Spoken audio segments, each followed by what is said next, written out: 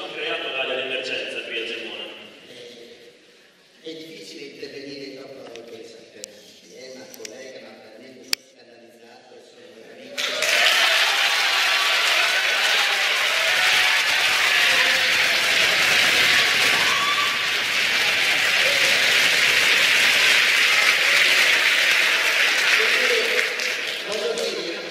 Dottoressa Cremaschi, mi rivolgo a lei perché mi rappresenta, scusi, dottoressa Cremaschi, io mi rivolgo a lei perché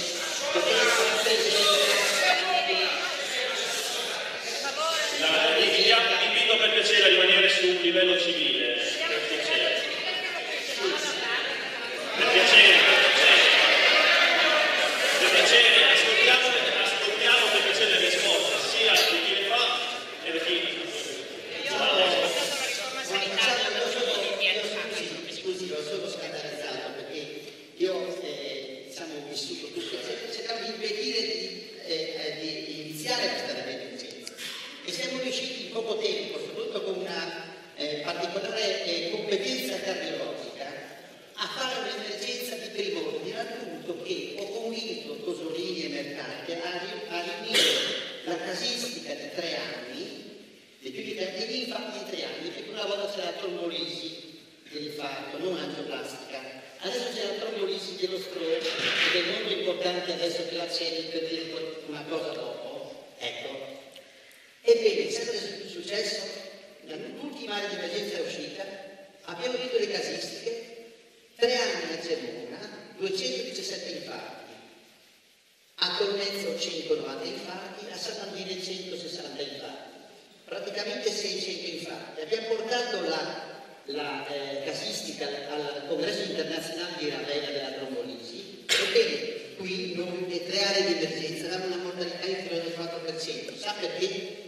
Perché c'era il DOR unit time più basso della vita, perché quando arrivava l'infarto subito veniva riconosciuto e veniva fatta la trombolisi. Qui il problema, qual è il problema adesso di quest'area? Non stiamo a perdere tempo su quelle altre cose.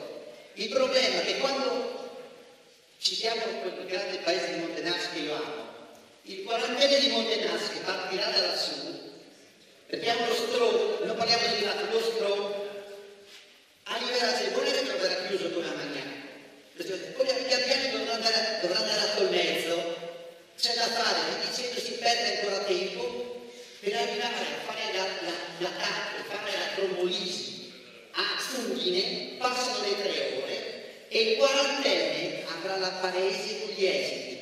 Ma quella volta io, che ho tutti i miei parenti a Gemona, gli amici a Gemona tutti quanti, cercherò di fare in modo di creare di denunciare tutti quelli che dalla Serafini in giù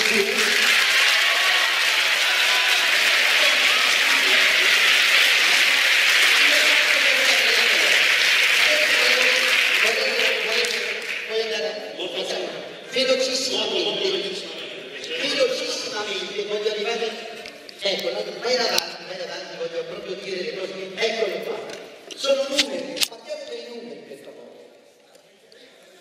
Allora, se voi fate i calcoli, 110 miliardi di euro finanziamento sanitario nazionale all'anno per 60 milioni di abitanti arrivano proprio che alle regioni soldi giusti, cioè 2 miliardi e 200 milioni di euro l'anno.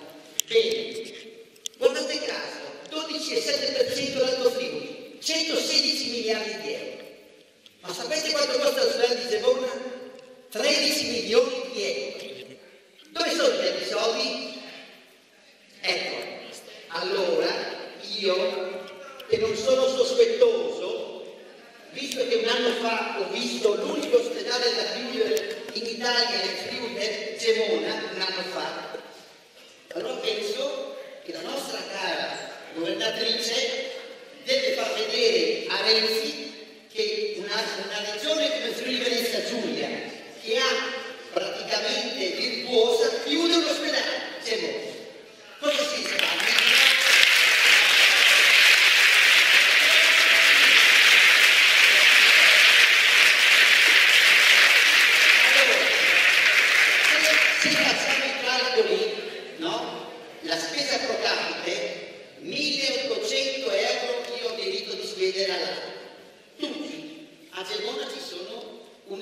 abitanti, sono 20 milioni di euro. Costa 13 milioni di euro l'ospedale Zemono. Perché devo pagare?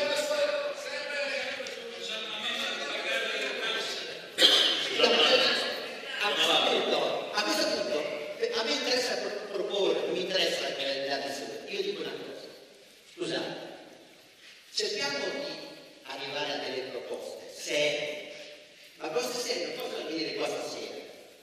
Cerchiamo di aprire un tavolo, hanno dimostrato dai tempi in cui della storia, dai tempi in cui hanno dimostrato di difendere veramente i bisogni della gente.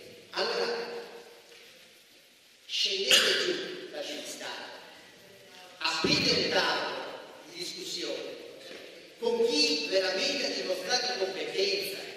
E a questo punto vi faccio un esempio perché ci vuole il pronto soccorso è l'area di emergenza proprio per salvaguardare la gente di qua che non deve ritardare, primo, ma secondo, ma per dire una cosa che conosco molto bene, lei vedo che conosco la neuropsichiatria infantile che all'altra dunque io conosco la cardiologia, c'è la cardiochirurgia di Friuli di Trieste e non sanno cosa fare con i Friuli, non sanno cosa fare, perché quando uno viene operato a una valvola mitrale ad esempio lo devo tenere una settimana perché non sanno dove mandarlo. Allora a questo punto in regioni, tutta la regione devono mandare a clinica di cassa, una clinica privata che non fa una riabilitazione post-acuta adeguata. Il primo posto adeguato è a Monte di Vicenza. Bravo. A questo punto io chiudo il discorso. Se l'area di emergenza deve salvaguardare all'esterno, può salvaguardare anche l'interno e quindi fare la riabilitazione con posti letto. Facciamo una cosa diversa, non la medicina